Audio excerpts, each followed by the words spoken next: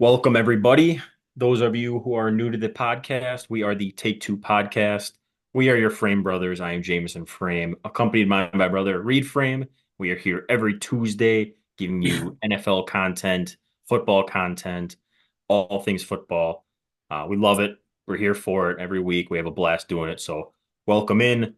We're glad to have you on board. If you like what you're seeing, leave us a like, leave us a comment, let us know your thoughts. If you disagree with us, awesome. Share it below. We'll get back to you on that. But welcome in. This is the first official episode of season two. Feel free to go back and watch season one. We had a lot of good content last summer before the NFL season started, all through last season, kind of picks, predictions, and hot takes. It was a lot of fun. Thanks for everybody who was watching then. But today we have a great episode Reed and I have put together here. We are doing our mock draft 2.0. We've already done the 1.0 last season. This one we are doing, it's going to be kind of crazy. We're calling it Trade Mania. So we kind of did some research. There's an average of the last 4 years that 7 first round trades get made in the first round. We tried to come up with feel like probable trades, maybe not likely to happen, but ones that kind of make sense to our mind with the teams. So we got 7 of them for you in the first round, just kind of crazy picks going all over the place. So it's a lot of fun. Uh, let us know what you think. If your team drafts somebody that's just terrible, let us know. Otherwise, I think we're really going to enjoy it. So welcome in, It's gonna be Reed. fun. Yeah, we can dive right in. I'm gonna pull up the mock draft here real quick. Sounds good. Here it is. You can see it all right, correct? Yeah, you want to go full screen with it? I can do that. That works. It Yep, worked, there you right? go. Yeah. Yep. All right. All right. So we will start off with our first pick, right? Trade Mania. I think we stick with it right away. We are trading the first pick. It's gonna be Tennessee coming back to the third pick with the Giants here. Yeah, I think a really common pick here is just Cam Ward. A lot of people's number one quarterback in the draft. Um, we are on record on our last mock draft saying that we don't think they're going to take quarterback.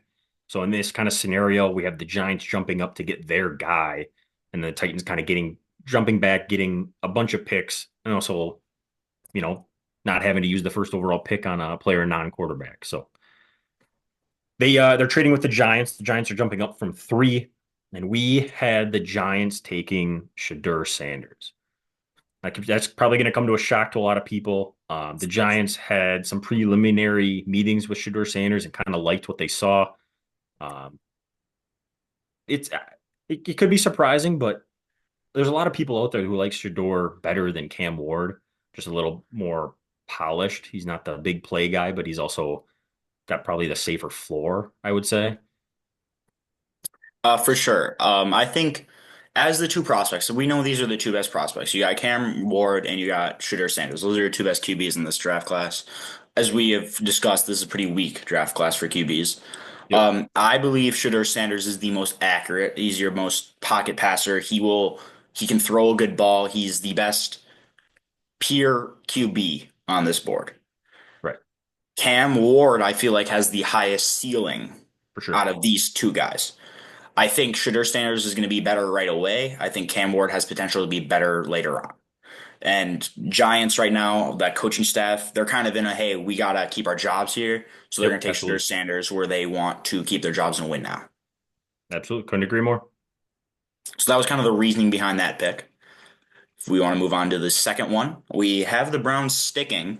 Yep. Um, and I think a lot of people see it here. Abdul Carter. Yeah. Not only is he probably the best player in the draft, just period. There's also the rumors on Myles Garrett being traded, and if that were to happen, they're going to need a guy to replace him. So who better to get than the best edge rusher in the class, right? Stick it to get the guy. Pretty plain and simple there. For sure. We've been over this. Abdul Carter's. I don't think there's much competition to say he's the best player in the draft class. I mean, you look at the big board, you could say maybe Travis Hunter, Heisman winner. I mean, plays both ways, but we don't really know how Travis Hunter's going to look in the NFL. We don't even know what position he's going to play yet. True. Abdul Carter.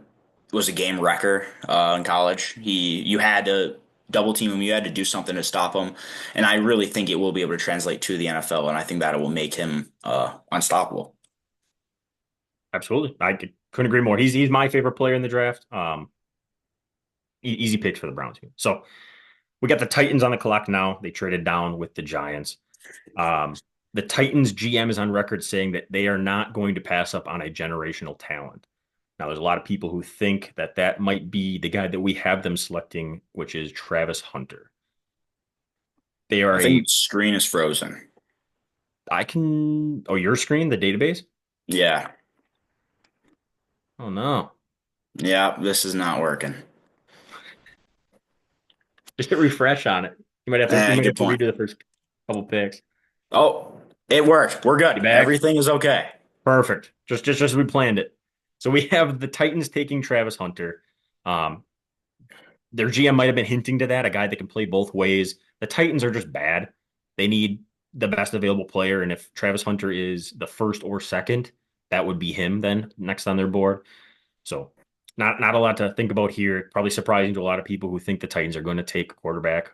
We are not those people, so we think they take Travis Hunter. Yeah. We kind of went over it. Travis Hunter, Heisman winner. Usually, if they get the Heisman, they're usually a pretty good player. Um, it's no different with Travis Hunter. Damn good player. We don't know what position he's going to play. Either position that he chooses to play, I think he's going to make an impact on this team. So win-win scenario for all of them. Agreed. To the next pick, we have a trade going down here. Yep. We Yes. have, you want to cover it? Yeah, so we have the Patriots trading down. Obviously, they're not a quarterback needy team. They do need a wide receiver. Ted McMillan is on the board, but in this scenario, we have the Raiders, who are a needy team, quarterback, salivating when they see Cam Ward is falling to 4. So there's the Jets also at 7 who need a quarterback. So in this scenario, we have the Raiders with newly hired Pete Carroll trading up to 4 to get their quarterback since Shador is already off the board to make sure the Jets can't do it. So they move up 2 spots. Patriots move down to 6, and we have the Raiders taking Cam Ward there. Yeah. Cover the quarterback scenario. Cam Ward has the highest ceiling. Yep. Um, I agree. Under that new Pete Carroll team, we'll see what Cam Ward can do. I mean, he's got a decent offense. I think they're going to need to pick up more weapons for him. You got Brock Bowers, who's probably the best weapon on that team right now. So Cam Ward, Brock Bowers connection might be there if that happens. Again, how likely is this draft going to happen? We don't know. That's why it's called Trade Mania, right? Right. Moving to pick 5, we have the Jags sticking here. And this is just a pick I think everyone likes. I think this is a very common pick. It's just Will Johnson go to the Jags. Yeah, Jags are extremely cornerback needy as well as defensive line needy. So the other person we kind of contemplated here was Mason Graham, just a really good defensive lineman that can get to the quarterback. Ultimately, we went with corner. We think that's kind of just a more, I guess you can get by with multiple defensive linemen. You need a stud corner to kind of lock down a guy. So ultimately, corner was more impactful position, if you will. So that's why we chose to go there. Yeah. I agree. Will Johnson, I think best pure corner here. We don't know again, Travis Hunter, we don't know what position he's playing. He's a great corner, but I think Will Johnson is the best pure corner in this class. And that's why he's going at 5. Definitely will help out the Jags defense. Like you said, they need a star guy at that position, so definitely will help them out there. Sure. Next, we Moving got to Patriots, who Wait, traded down with the Raiders, sitting at 6. Like we said, they're wide receiver needy, and in this scenario, it kind of worked out perfect for them. They traded back, got several picks back in return. We don't exactly know what those trade packages are going to look like. We're not going to try and dive into that and try and guess at this time. We're just kind of strictly making the trade. They'll figure it out on the back end. So, Patriots at 6. We have them getting Ted McMillan, their guy, to beat their wide receiver 1 on their team. yeah. T-Mac, as I call him, is your big guy. He's your jump ball, go get that ball. He's going to come down with it. He makes it instead of a 50-50 ball, he makes it an 80-20 ball. That's T-Mac's game. He did it great at Arizona. I think he was leading the nation in receiving yards. Correct me if I'm wrong. I believe Not that at was the him. not at the end of the season. He was for most of the season, if I'm correct then, correct? I am not sure. I don't think he actually had statistically that great of a season, if I'm not mistaken. Maybe. I think he was up there. I mean, he's the best wide receiver in this class as he's going sixth. You don't see that very often. Marvin Harrison last year, but after that, you don't see it very often at all. T Mac, I think, is going to bring a big weapon to the Patriots. He's going to be that big guy that Drake May can throw to, and he's going to be their number one guy. And fantasy here, if T Mac goes to the Patriots, that's definitely a guy I'm looking to pick up for fantasy. So Absolutely, yeah. Wide receiver one in the team, gonna command targets. Drake May is probably gonna love having a true number one guy there, so that's great for all parties. for sure. I'll let you hit the next one.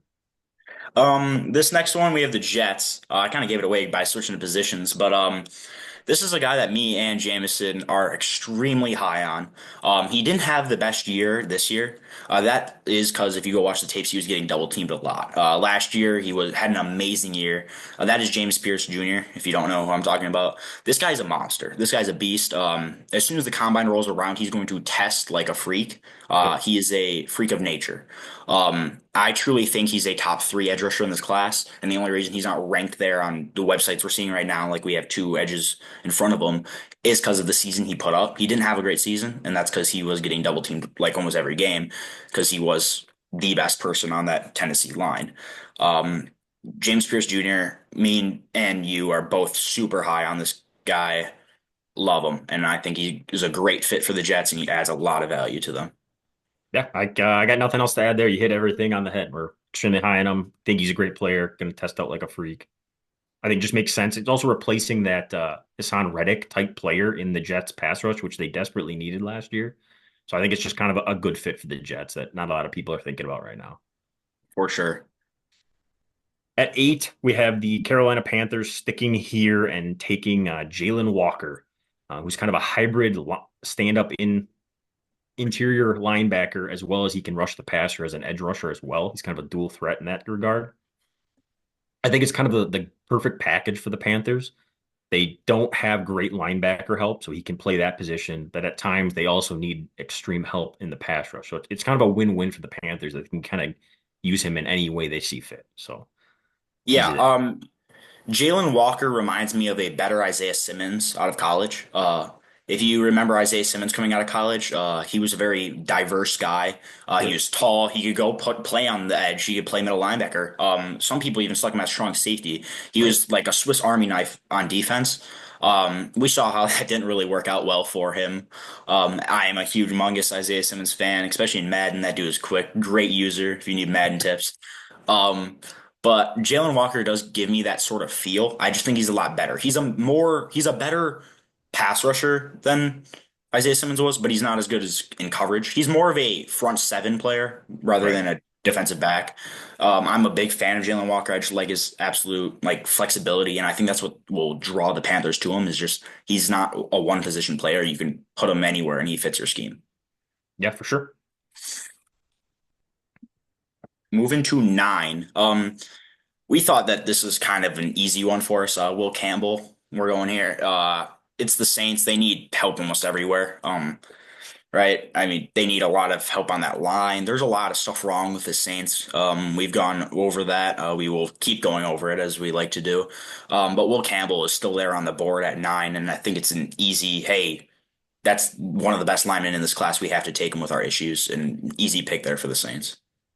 The thing I love most about this fit for Will Campbell and the Saints is the Saints have a good left tackle, right? They got Fuaga last year. He kind of solidified the left end spot on that offensive line. There's been a lot of question marks on the right tackle, and Campbell is a tackle by trade. He played right tackle in high school, played left tackle in college. So he has ability to play both. I see this as him playing tackle to start and then sliding into guard if things aren't working out or if they get a different guy that they like more at tackle. So he has the versatility to play both inside and outside, which is what the Saints need because they need help at both positions. So they get the best guy and they have the ability to put him wherever they need him. So it's great for him. It's a great fit. So at 10, we have the Bears.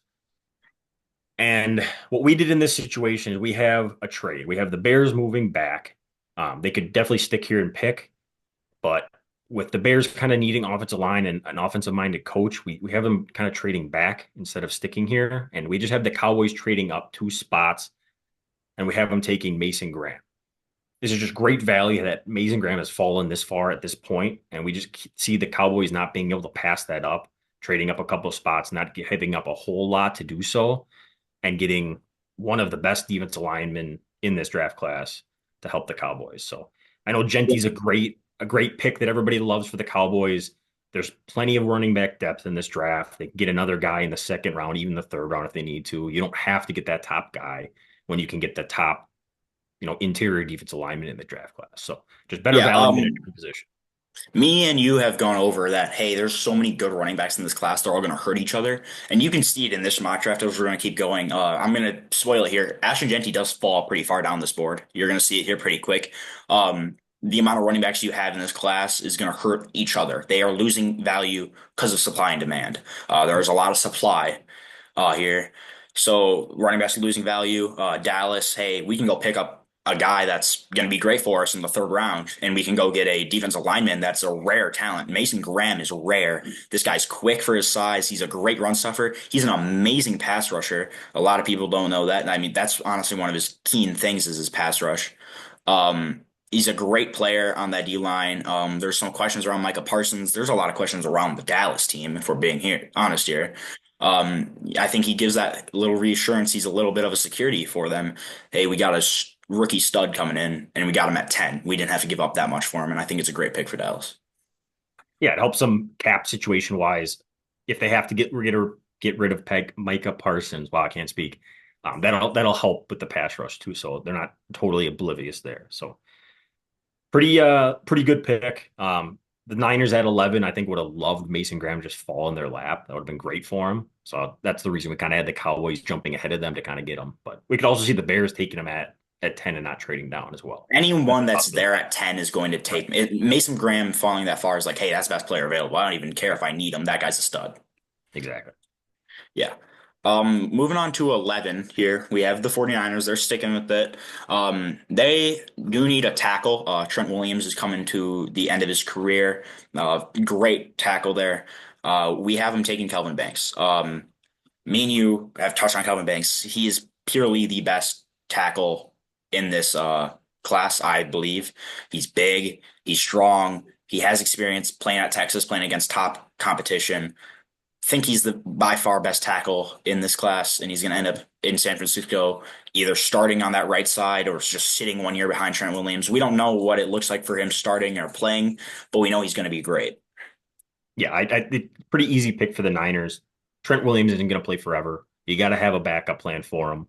Banks is a guy that you could potentially start at guard early on if you needed to, and then slide him out to tackle, you know, next year or the year after, whenever Trent Williams decides to move on. But you could also sit him behind Trent Williams, kind of like what the Chiefs did this past year with their guy.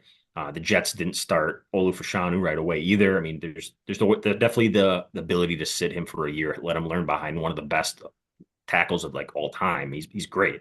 So Trent Williams is a doesn't really dog. hurt you in that regard. Yeah, for sure. Yeah, like we said, Kelvin Banks, love him. Wish he would end up on the Seahawks, man. We need him. We need help a lot. Big Kelvin Banks fan. Yeah, for sure. At 12, we have what was the Cowboys pick. It is now the Bears pick after trading back. Like we said, they are needy on the offensive line to kind of solidify that. We have them taken, might be a surprise name, Armand Menbu. He is a tackle by position, but his height, weight, and basically everything about him, he's very compact. He's probably the perfect size for a guard. I think he's only 6'2", 6'3". He's a little half to him, and he's mean. He's a run blocker, but he's also pretty quick on his feet and can pass block as well. I think that's great for solidifying the Bears' interior offensive line. Ben Johnson coming over had one of the best offensive lines in the league. What better way to start out his draft than getting an offensive lineman to help build a good offensive line for the Bears? And the Bears' offensive line isn't actually horrendous. The right side is garbage. I think we've been over this, but that left side does have some promise. I do know they have Darnell Wright, I believe, is one of their Yeah. tackles, and he's a promising guy. I think he might be. I don't know what year he is. I know he's young. I think he's definitely for sure like under 25. I know he's a younger guy that is definitely going to be there for a while, a good tackle. But their offensive line isn't horrendous. With the addition of Membu, it's not going to be on the bad side at all. I think they will start moving towards the good side. And he could play tackle too, similar to how we talked about Will Campbell. He could start him at right tackle. If it doesn't work, slide him into guard. But he played tackle all through college. He probably played in the NFL if you get a chance. Good Yeah, athlete, good tackle. that's what a lot of these teams like. As we're seeing that the peer tackles don't go as high as the tackle slash guard combos just because of the flexibility. If you can play both, you're going to go higher because you can fit into a scheme better. Absolutely.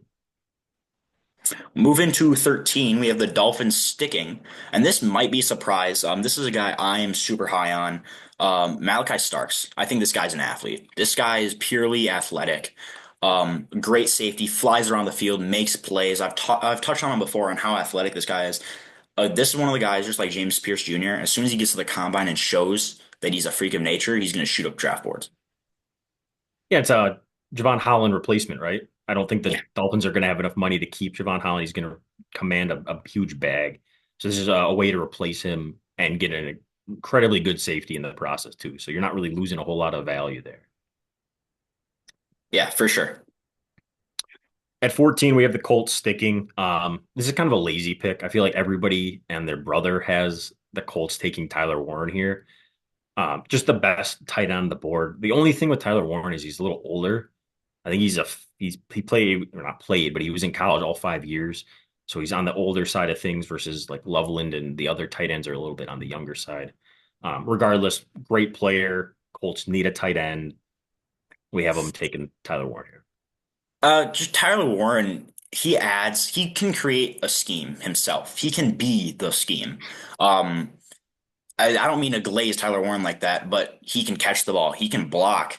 You can throw that dude at fullback. You can throw that dude at running back and hand the ball off to him, and he'll run. Like he's a good football player, and I think that fits the scheme of the Colts with Anthony Richardson. Anthony Richardson can throw a little dump pass off to him. You can have Tyler Warren lead blocking for Anthony Richardson. That would be some dangerous stuff.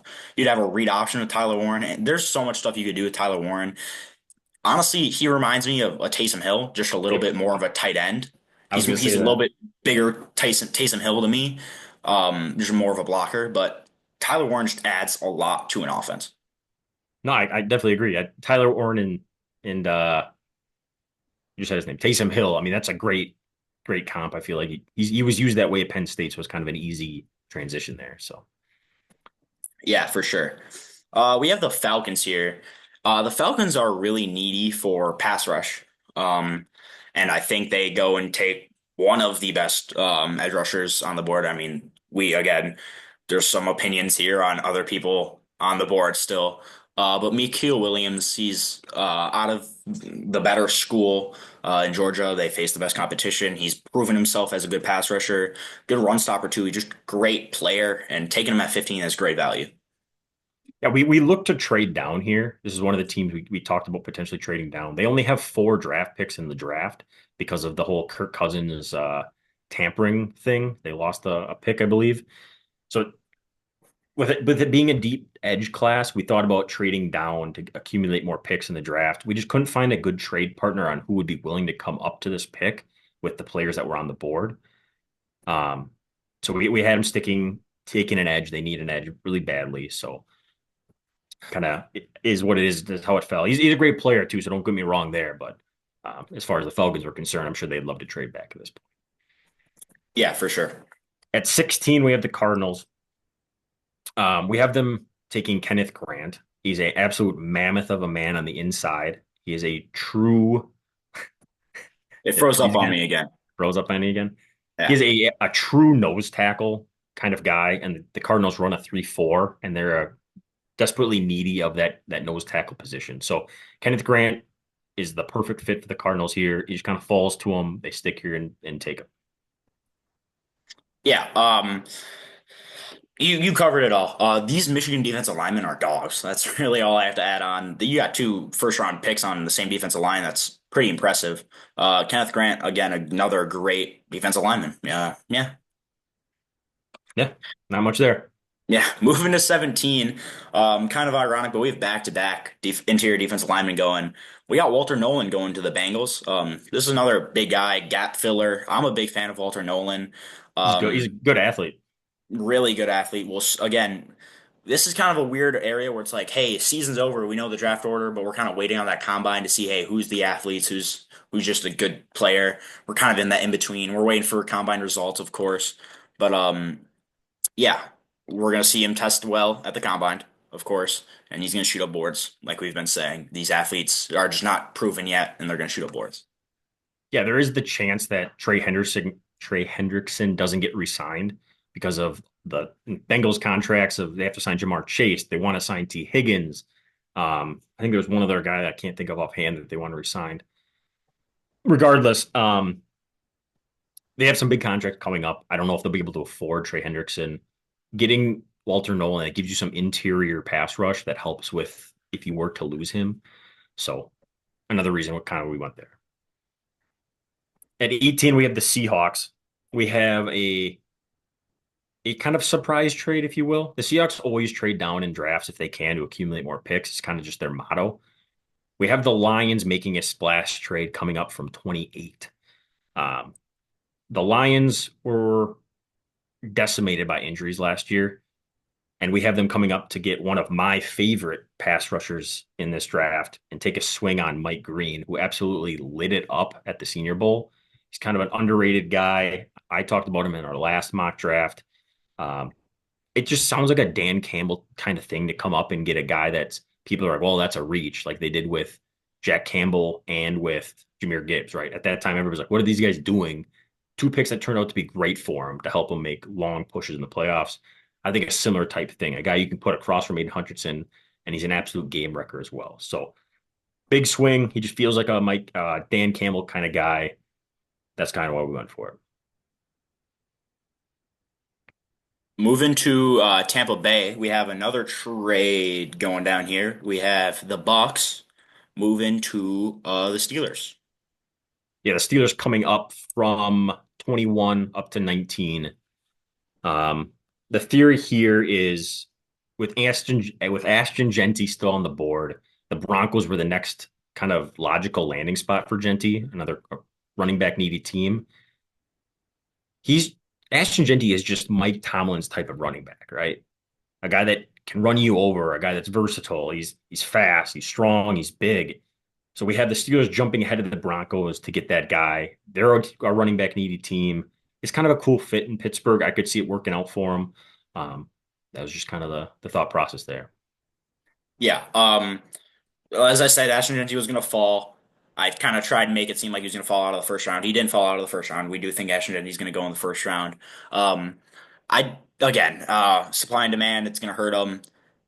Mike Tomlin's type of guy. It's Ashton Genty's the guy. Hey, get off me, man. I'm gonna Mhm. keep running. I'm getting to that end zone, and that's just Mike Tomlin's type of guy. That's the just a Steelers type of guy. And I think it's a perfect fit for Genty. Yeah, the Buccaneers are also pass rush needy, is probably what they're looking for at this time in the draft. And neither the Steelers or the Broncos were teams that were really looking for pass rush. Like it was kind of a safe bet to trade down at that point. So from there, we jump into the Broncos, who stick here at 20, kind of upset that they didn't get Genty, but like we said, there's plenty of running back depth. They can get a guy in the later draft if they were to run a running back. So Broncos stick here and they get Luther Burden. The theory here is Sean Payton it loves those kind of joker players, if you will, like a Debo Samuel, like a guy you can throw screens to, a guy that you can use in multiple ways. Luther Burden is one of those type of guys, like a guy that you get manufactured touches. And what I mean by that is you throw him screens, you give him touch passes, you give him reverses, a lot of like what Xavier Worthy was used in the Chiefs offense. Luther Burden kind of flourishes in with those kind of touches, if you will. So I think Sean Payton will scheme up some stuff to get him involved. Um, Broncos need another good wide receiver, so it kind of just works out for him here. Yeah, Luther Burden is he's quick. Like you said, Xavier Worthy type of guy. He's get me the ball in space and let me work. That's his type of game. I wanted to say Golden Tate. He's not quite like Golden Tate's level of let me work in open space, but he's that type of theme. I would No, say I he's a hear little you. bit better. He's a little bit better of a catcher, but he's not as quick. It's that type of play style is what I'm getting at. No, I think that's a good comparison. 21, we have the Bucks moving back again. Um, Yeah, the yeah. theory here is a lot of the defensive ends and defensive linemen that the Buccaneers might be interested in kind of went off the board pretty early. And they're kind of sitting here like, we could reach on a guy. We don't really like other positions. Obviously, we have other positions that we need. And then we were like, there's still a good amount of offensive tackles on the board. And as you get down into the 20s and mid 20s and late 20s, there's a lot of teams that need offensive linemen. So we thought, what team would be willing to trade up to kind of solidify their offensive line and make the biggest jump? And there's two teams that came to mind. One was the Rams, one was the Ravens. We ended up saying that Sean McVay and the Rams would be the ones to come up and get their guy to solidify their offensive line. And we had him taking Josh Simmons, who was a really good offensive tackle for Ohio State before he got hurt. He arguably might have been competing for the best offensive tackle if he didn't get hurt. So it's a great value here down the board. We'll have to see how the injury plays out and if he's back to full strength. And there's a lot of question marks there and whatnot. But the Rams are needy at right tackle with Havenstein. I think I'm saying that correctly. Getting up there in years, they're going to need a right tackle of the future. In this scenario, they get Simmons to be their future offensive tackle. Yeah. I completely agree. You explained it pretty well. I'd have nothing else to add on there. Moving to 22. I agree with this a lot. If you remember who the coach of the Chargers is, it's the ex-Michigan coach.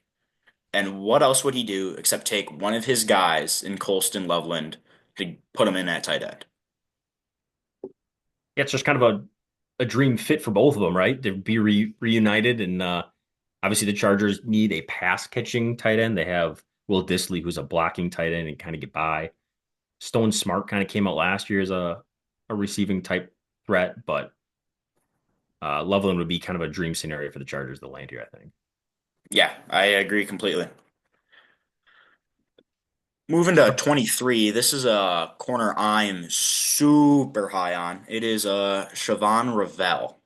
Correct. Yes, Siobhan Ravel out of East Carolina. I love this guy. I think he's a great corner. He did get hurt, which is why I believe he got hurt. I think he got hurt, unless I'm getting him mixed up with Benjamin Morrison. I think Benjamin Morrison got hurt. Morrison, I think, was the one that got hurt. I think Ravel got hurt as well. I don't I know for do sure. not know. Don't I know don't Morrison's quote me hurt. on that. I love Ravello. One of the best man-to-man corners behind like Will Johnson. Will Johnson's a really good man-to-man corner as well. So is Benjamin Morrison. There's a lot of man-to-man corners here in this draft, but I think Ravel is a great man-to-man corner. He's got really good ball skills. I just really like Siobhan Ravel, and I think he's one of the best corners in this class. Yeah, there is also some talk about Jair Alexander and the Packers splitting ways, either a trade or however that looks. I'm not sure. So um, Eric Stokes hasn't been great for the Packers either at corner. So Packers are kind of a cornerback needy team. Ravel is from a smaller school, so people are going to be like, oh, like the type of talent that he faced. I mean, you can go look at Quinion Mitchell from last year at Toledo, coming from the MAC. I mean, lesser talent. He just won the Super Bowl with his team as a starting corner. So I don't want to hear it. Ravel has everything you need to be a great corner in this league. You just got to kind of make it happen. So I think it's a really good pick for the Packers for a cornerback needed team here. For sure. 24 Vikings. We have back-to-back corners here. We kind of went back-to-back defensive linemen. Now we got back-to-back corners. I Small just touched runs, on what was that? Oh, small run on cornerback. small run on cornerback. Cornerback. I just touched on him, Benjamin Morrison. Great man-to-man guy. We have him going here. I think Benjamin Morrison and Siobhan Ravel are really close in how they play and skill level. I have Ravel slightly above him. That's just my personal opinion. I honestly think I could be convinced that Morrison's better. But Morrison goes here one pick right behind him. And I think again, Minnesota is another cornerback needy team. Jay did bring it to my attention that ex-Seahawk Shaquille Griffin was one of their starting corners. That instantly made me, hey, you need Benjamin Morrison now. The one thing I was going to say about Morrison is, like you said, he was hurt last year. So it's going to see how that kind of plays out with his physical and when he'll be back playing wise. That'll affect his draft stock a lot.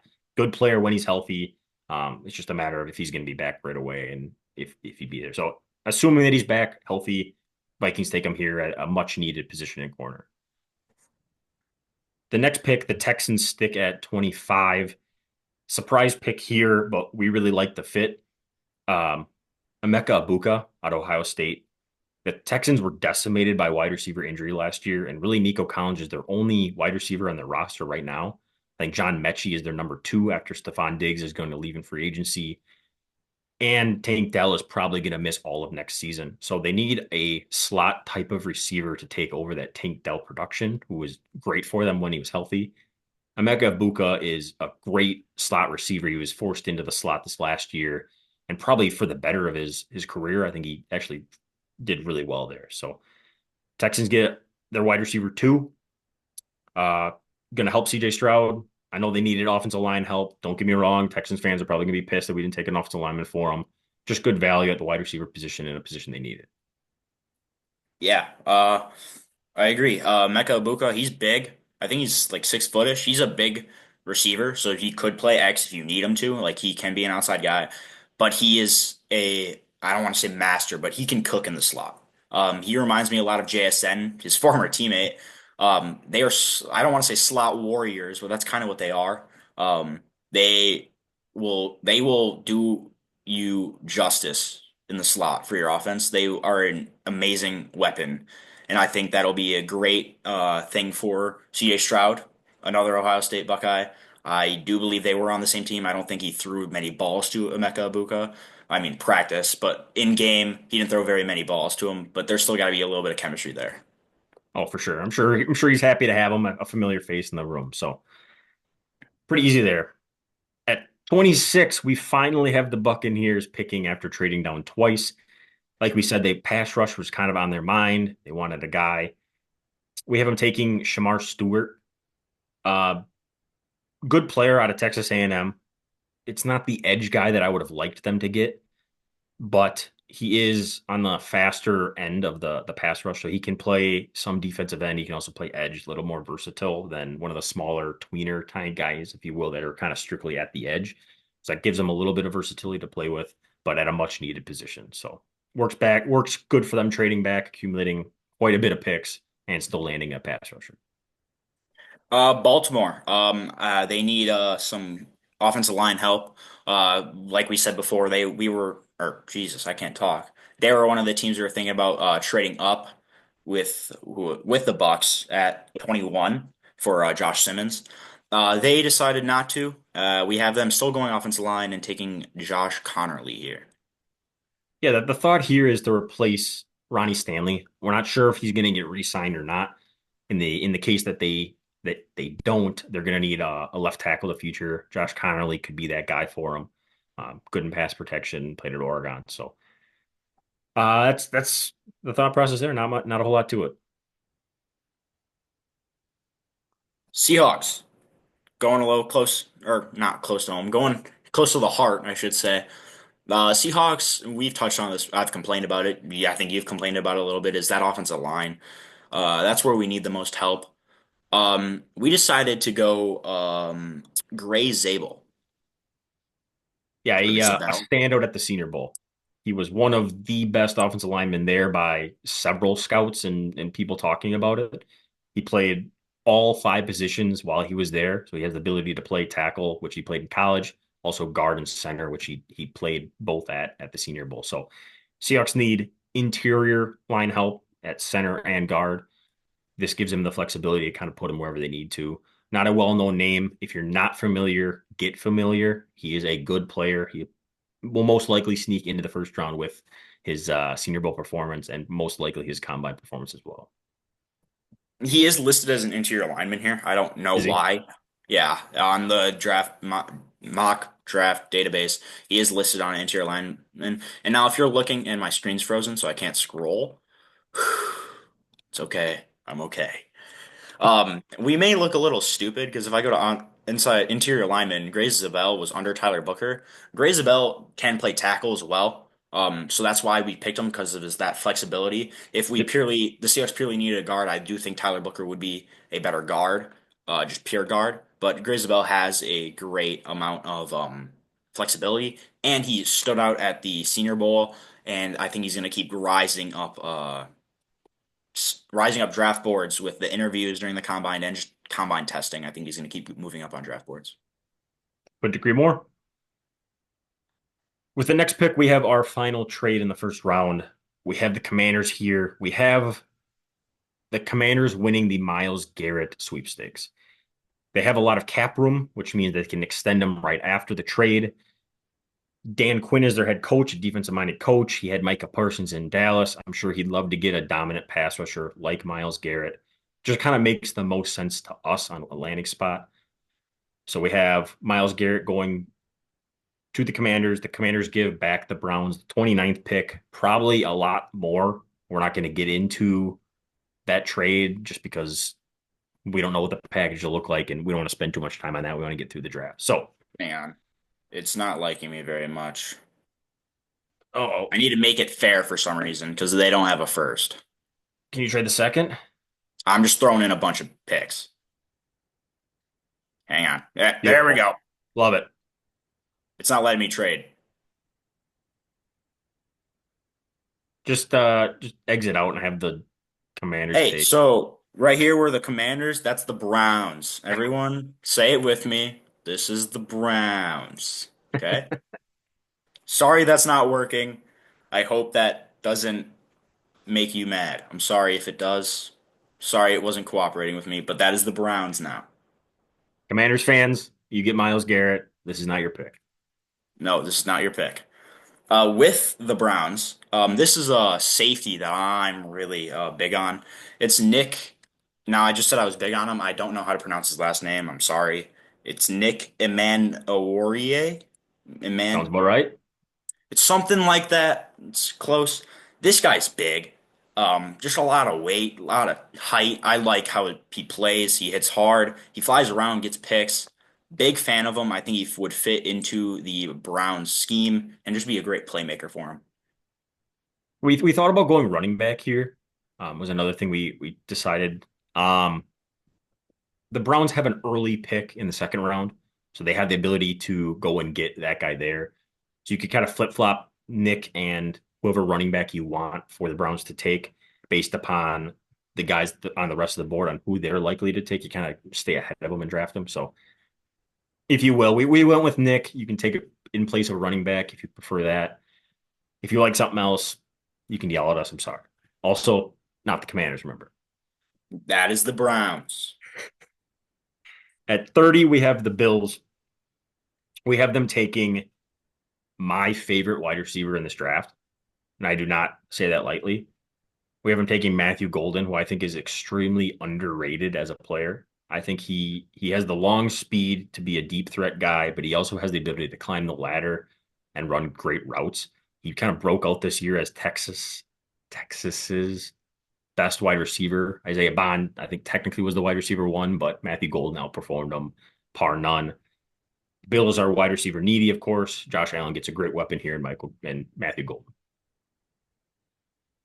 Yeah, you're a lot higher on Golden than I am, but I do agree with him going to the Bills here. The Bills do need a weapon for Josh Allen. We saw that Josh Allen almost was a lot or was a big part of that offense. Um, he had a great season, and now imagine the season he'll have with another great receiver on that offense. Looking a little scary over there in Buffalo for opposite teams. Buffalo fans are loving it. Opposite teams are not. You got Shakir in the slot. Now you got Matthew Golden and you have Keon Coleman. Keon It's Coleman. shaping up to be pretty good. Good young core. Now this is a pick I don't like. I see it happening, but I don't like how Kansas City got it. Um, there's a lot of rumors that I think it's Trey Smith or is it Tyler Smith? Trey Smith. Trey Smith, their starting guard this past year, is going to leave and go somewhere else, sign a big contract. So they're going to say, "Hey, fine, be that way, go walk. We'll go get Tyler Booker." If Yeah, Tyler Booker falls in their lap, yeah, it's kind of sickening that we let this happen. It's just kind of how it kind of fell together. I mean, the Texans were probably the other team that would have taken him instead of Abuka. but it's just incredible value for the Chiefs that he fell this far to them.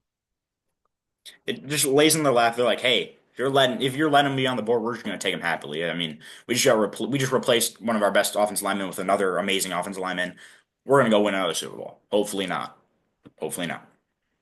Yeah, they need the cap saver too. So starter at a cheap on a cheap deal. It's good for them. It's pretty self-explanatory. I don't think we need to dive into that one too much. Yep, With the last pick in the first round, we have the Eagles taking Jahad Campbell. The theory here is Zach Bond probably leaving in free agency to sign a pretty decent sized contract after he had a breakout year for the Eagles. They are now able to, instead of pay him big money, draft Jahad Campbell in the last pick of the third round. You get the fifth-year option on him. He's probably going to be your starting linebacker from day one. Just good value at a position that they need. Plus, he's just kind of fell in their lap as well. So there for you have sure. it. That was our mock draft 2.0, the trade mania. Great Mania. We had a lot of fun with it. I hope you guys had a lot of fun with it. Hopefully, it didn't make you too mad. If it did, just let us know. Let us know how mad. Yeah, tell us what we did wrong. Tell us that, hey, I'm so mad at you that you couldn't figure out how to get the Browns to be there at pick, what was it? Pick 29. I got so confused that the Commanders picked it instead of the Browns. I'm so sorry if that made you mad. Just to say, pick 29 was the Browns, not the Commanders. Just clarifying. Um, just putting that out there. I'm so sorry that that didn't work. As you can see, NFL Draft mock database was not working very well for us. I had to exit out. It was freezing on me, pissing me off. I'm sorry about that. If that hurt you, I'm very sorry. But that is our mock draft. A lot of fun. Um, how likely is this actually going to happen? Probably not likely. That's why it's called Trade Mania. Um, a lot of trades, and I had a lot of fun. Yeah, I had a blast too. We'll do a couple more probably before the actual draft. We'll probably wait to do our next one until after the combine, just so we get a little more information on the guys, as well as rumors on teams who they like. Probably maybe some potential trades that go through. I know early March is when the new league starts. So a lot of fun things to look forward to. We'll dive into some free agents and stuff like that going forward as well. But yeah, it's going to be a fun second season. We'll be here all off season, keeping track on what's happening, what's not. Here for the laughs, here for the mess ups, here for the database is not working. Happy Yeah, to have you guys here. We'll keep it rolling. yeah. Thank you guys for watching as always. Content coming every week. Again, we're always looking for new ideas. Leave your suggestions in the comments. We'll definitely look at them. We'll definitely try and incorporate them. And we're always looking for ideas. We want to do what you guys want to see for sure. Just tell us what you want to see and we'll do it. Whether it's us trying to figure out the database or something, I'll do a deep dive in why we couldn't get that pick to work. I don't know. But anyways, thank you guys for watching, and we'll see you next week. Peace out, everybody.